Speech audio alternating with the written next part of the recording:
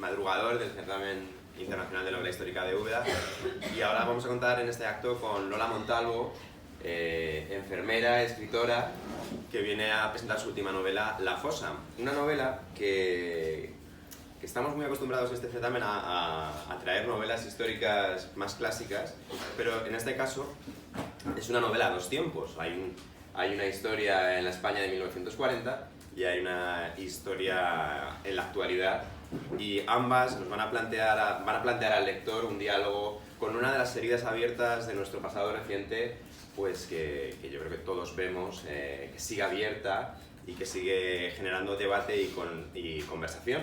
Son las fosas del franquismo. Además, bueno, supongo que luego nos lo va a contar Lola, pero sitúa la trama en un pueblo de Sevilla, y no sé si será casualidad o no, pero Andalucía fue una de las comunidades pioneras en tener un mapa de las fosas de la Guerra Civil y del franquismo. Su autor precisamente luego fue director general de Memoria Histórica con el primer gobierno de Sánchez, y ahora creo que secretario de Estado. Así que Lola, bienvenida. Gracias. Y la primera pregunta es que nos cuentes un poco cómo se te ocurrió esta historia sobre las fosas. Bueno, ante todo, muchas gracias por haberme invitado al certamen. Gracias por estar todos aquí escuchando a la presentación. Bueno, pues yo soy también licenciada en Historia, y cuando conocí la historia actual, que realmente en los colegios es muy raro que nos la muestren tal y como es, porque no sé, que tienen ahí como un pudor de mostrar precisamente la historia más reciente de España. Yo creo que es la que más vergüenza nos puede dar un poquito a todos también. Pues cuando yo lo descubrí, me pareció increíble que realmente hubieran tantos y tantos y tantos represaliados, que se hubieran enterrado de cualquier manera en fosas comunes, muchas veces al lado de un cementerio, otras veces al lado de un camino, otras veces en medio del campo, y que nadie hubiera sacado a esas personas, se las hubiera devuelto a sus familiares, que las llevan buscando a esas personas desde que se los llevaron de su casa, desde que se los arrancaron, desde que... Luego encima vi, cuando empecé a indagar un poquillo más, vi los nombres que utilizaban para hacer esas aberraciones. Le llamaban sacas, paseillo. O sea, lo hacían con ironía, con un cinismo bestial, del que sabe que domina y que va a exterminar al dominado. Lo ubiqué en Sevilla con toda la intención, porque realmente en Andalucía, sobre todo en la zona de Sevilla, no hubo casi guerra. Es decir, los golpistas, porque la guerra empezó por un golpe de Estado de unas personas que no estaban de acuerdo con ese gobierno de la República, entraron por diferentes puntos al mismo tiempo, pero en Andalucía entraron y casi pasaron sin enfrentarse a un grupo armado realmente importante. Además, en cierto sentido he hecho una mejilla de trampa, porque yo empiezo en 1940. En 1940 la guerra ya ha terminado. Entonces yo quiero dejar patente que, aunque terminó la guerra, se siguieron haciendo represalias. Se siguió represaliando a la gente, se siguió cogiendo a gente que pensaba distinto, que era sindicalista, que eran maestros de la República, y se los siguió exterminando, aunque se supone que el motivo de la guerra había finalizado.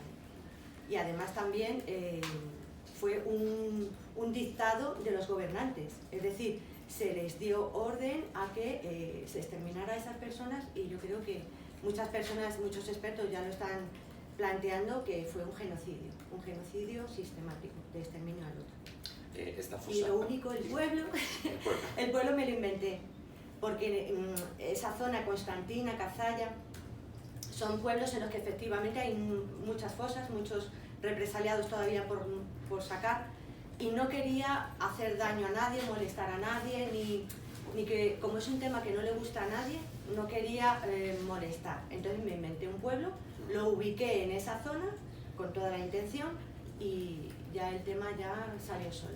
Y este pueblo Castillejo es inventado. Inventado. Pero la historia, vamos a ver, no, la historia, ahora iremos a analizar un poco más. Pero lo que cuenta sobre esta fosa, ¿está basada en alguna fosa real o en una mezcla de varias? Está basado en lo que yo cuando empecé a escribir la novela, yo me enteré de que habían empezado a excavar la fosa de Cazalla de la Sierra. Entonces yo empecé a leer y me pareció muy interesante cómo se planteaba el abordaje de esas excavaciones, porque lógicamente todos pensamos que cuando sabemos que ahí hay una fosa, igual que se está buscando a Lorca, igual que se está buscando a Blas Infante, pues tú llegas y dices, oye, aquí probablemente, y todo el mundo está muy de acuerdo con excavar esa fosa, y no es así. Es decir, existen trabas judiciales, existen trabas administrativas, existen trabas por determinados estamentos, como por ejemplo en algunos casos la Iglesia. Entonces, yo leí un poquito, bueno, un poquito bastante, de cómo era el proceso de excavación de las fosas, y justo estaban excavando la de Cazalla, y hacía muy poco que en Aguilar de la Frontera, en Córdoba, la jueza había denegado la excavación de esa fosa. A mí eso ya me resultó aplastante. Yo quería contar eso, yo quería que la gente se diera cuenta de que estamos normalizando que haya miles de represaliados enterrados en fosas al lado de una cuneta, en un cementerio, y que vivamos sobre eso, que nuestra historia se esté apoyando en eso y nadie los haya rescatado. Eso es lo que yo... La novela, además de hablarnos de estos temas, arranca cuando un cuerpo de los que se encuentran en esta fosa de este pueblo, pues parece que no corresponde, ¿no?, con lo que habría pasado allí, ¿no? Y ahí empieza como una historia con un toque de intriga, ¿no?, de saber qué pasó. ¿Cómo se te ocurre mezclar una, no sé, investigación policial, si quieres llamarlo? Sí, es una investigación policial, y además me gusta llevar esa investigación policial mostrando también cómo trabaja la Guardia Civil en los pueblos. Yo quise hacer también una reivindicación a los pueblos de Andalucía. Yo vivo ahora en Sevilla y he trabajado mucho en pueblos, he trabajado en centros de salud de pueblo y me gusta mucho la vida del pueblo. Entonces,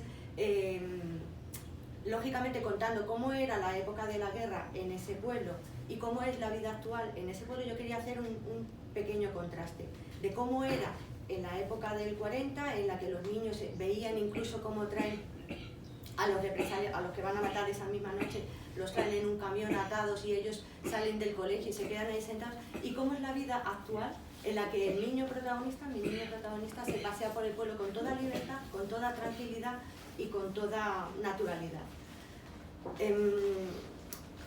Perdón, que se me ha ido el hilo de lo que me habías preguntado. Preguntaba cómo decidiste o cómo montaste esa historia de intriga de policíaca. Yo quería hacer el contraste, una paradoja que no deja de serlo, que en esa fosa habían personas asesinadas y de repente aparece una persona muerta por unas circunstancias distintas y se le pone el foco sobre esa persona. Cómo realmente todos los que están dentro han sido asesinados, y precisamente por la forma de morir de ese cuerpo concreto, de esa persona, se genera una intriga y un deseo de saber más, porque en los otros ya sabes cómo han llegado ahí, pero esa persona no se sabe muy bien cómo ha llegado. Yo también quiero plantear, por ejemplo, pues la muerte de Blas Infante fue un asesinato, ahí lo diré, Lorca, perdón, es que estoy un poco nerviosa, también fue otro asesinato, pero ¿por qué este precisamente te va a llamar la atención? Y intento unir esas personas muertas dentro de la fosa por la represalia con esta otra persona que parece que no cumple los requisitos y generar ahí un misterio. Lola, he visto, bueno, has dicho que eres historiadora, sí. Hemos dicho que eres enfermera, pero he visto en tu biografía que además tienes un máster en ciencia forense. Sí. Y ese conocimiento que tienes te ha ayudado a hacer esta novela. Yo tardé 6 años en escribir la novela, empecé en 2010 y terminé aproximadamente en 2016. Pero claro, cuando empecé me di cuenta de que no tenía herramientas para dibujar al personaje protagonista femenino, que es una antropóloga forense. Entonces, claro, estamos infectados, entre comillas, por las influencias de las películas americanas, en las que vemos ahí unas personas que llegan, hacen chun chun chun con tacones.